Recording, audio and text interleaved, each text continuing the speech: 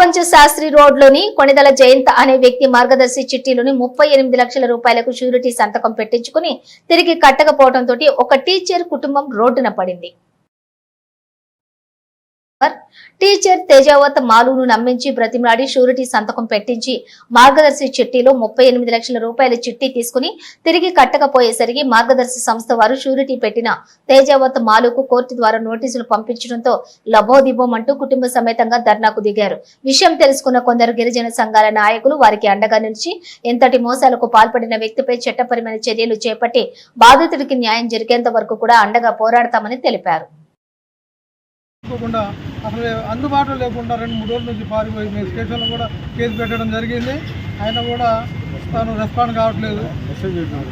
Message చేస్తే తిరిగి నాకు నా మీదనే లీగల్ నోటీస్ పంపిస్తా అని చెప్పి నాకు ఆయన మెసేజ్ చేస్తున్నాడు. నేనే షూరిటీ పెట్టాలి, తిరిగి ఆయన నాకు లీగల్ నోటీస్ ఇస్తాను భయపెడుతున్నాడు. కాబట్టి ఖచ్చితంగా నాకు న్యాయం జరగాలి. ఆయన ఇమ్మీడియట్గా 35 లక్షలు కట్టాలని చెప్పేసి. మీరు ఒక్కలే ఉన్నారా బాధితులు, ఇంకా వేరే వాళ్ళు ఉన్నారని మీకు ఏమైనా? 5 బాధితులుగా మీరు ఒక్కలే ఉన్నారా, ఇంకా మిగతా వారు ఉన్నారని మీ నోటీస్కి ఏమైనా వచ్చినా మీ దృష్టిలో ఉన్నదా, లేదా మిమ్మల్ని ఒక్కరినే మోసం చేశారా? నాకు వచ్చిన నోటీస్లో గ్యారంటీగా ఉన్నది మొత్తం 5. అందులో నేను 5వ వాడిని అనుకుంటాను. ఎవరున్నారంటే ఫస్ట్ గ్యారంటీగా డాక్టర్ చంద్రనాయక్ గారు ఉన్నారు. ఆ తర్వాత ఇంకో వాళ్ళతో పాటు 4 ఉన్నారు వాళ్ళు.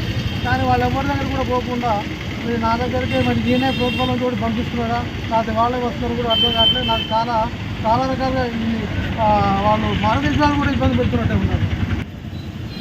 నాకు ఇప్పటికే పర్సనల్ లోన్లు ఉన్నాయి. ఆ తర్వాత దగ్గర నాకు 50,000 నుంచి 60,000 నా శాలరీ నుంచి కట్ అవుతా ఉంటే నాకు 20,000 కూడా నాకు రావట్లేదు. ఆ 20,000తో బతకడం కాకుండా దాంట్లో నేను ఇంకో 10,000 ప్రతి నెల అప్పు చేసుకుంటూ నేను చదివిపోతున్న పరిస్థితి నాది. అటువంటి పరిస్థితులలో ఇప్పుడు ఈ అటాచ్మెంట్కి వచ్చి అసలు మానసికంగా నేను చాలా ఏం చేయాలో కూడా చూసిన పరిస్థితిలో ఇక్కడ నేను ఉండడం జరిగింది.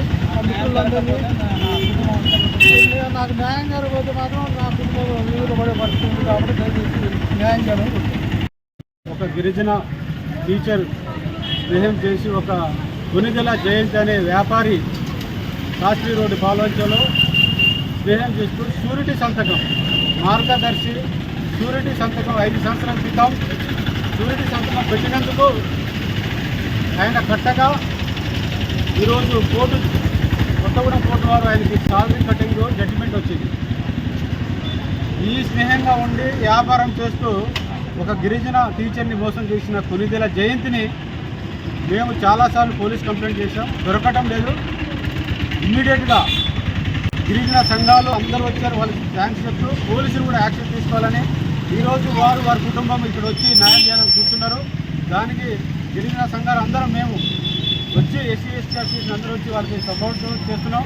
ఎందుకంటే షూరిటీ పెట్టినందుకు గవర్నమెంట్ ఉద్యోగందుకు ఒక గిరిజనుడు 38 లక్షలు కట్టాలా? అలా 38 లక్షలు తిన్న ఎదవ ఈ ఇల్లు చూడండి, ఆ వ్యాపారి ఆ ఎదవ ఇక్కడే ఉన్నాడు, దొరకడం లేదు. ఆ విధంగా మోసం చేస్తే గిరిజనులు మోసం చేస్తే వీళ్ళని ఎక్కడ తొక్కి పాత్ర పెట్టాలి? ఏ విషయం ఈ వ్యాపారం ఈ యొక్క గిరిజన ఈ బాలంకలో గిరిజనులు ఎందుకు మోసం చేస్తున్నారు? వీళ్ళు గిరిజనే దొరికిందా? ఇన్ని రోజులు వాడు డబ్బులు తీసుకొని లోన్ తీసుకొని మార్గదర్శి చిట్టి కింద షూరిటీ పెట్టిన వాళ్ళతో డబ్బులు కట్టించాలంటే రేపు ఆయన జైలు ఆర్డర్ కూడా పోతుంది. ఎవరు భరించాలి నష్టం? న్యాయం ఎక్కడ ఉంది?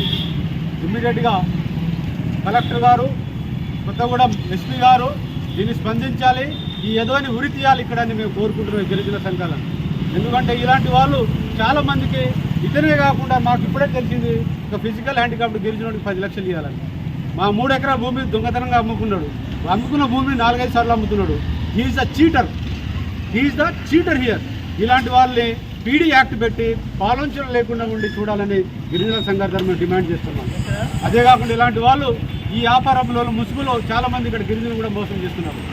అందుకనే ఈ పోలీసు వారు, ఏసీబీ వారు, అదేవిధంగా వేరే డిపార్ట్మెంట్ వాళ్ళందరూ సిఐడి వాళ్ళు వీళ్ళ మీద నిఘా పెట్టాలని మేము కోరుకుంటున్నాం. నిఘా పెట్టాలని కోరుతూ గిరిజన కుటుంబాలను న్యాయం చేయాలని కోరుతున్నాం. ఇది ఆరంభం మాత్రమే. ఇక్కడ టెంట్ ఉండి కుటుంబం ఇక్కడే కూర్చుంటుంది. ఈ 38 లక్షల మార్గదర్శి కట్టే వరకు ఇక్కడే ఉంటాం. దీన్ని న్యాయం చేయాలని ఓమిరెడ్డి శ్రీనివాసరెడ్డి గారికి, లోకల్ ఎమ్మెల్యే సాంబశివరావు గారికి కోరుకుంటున్నాం.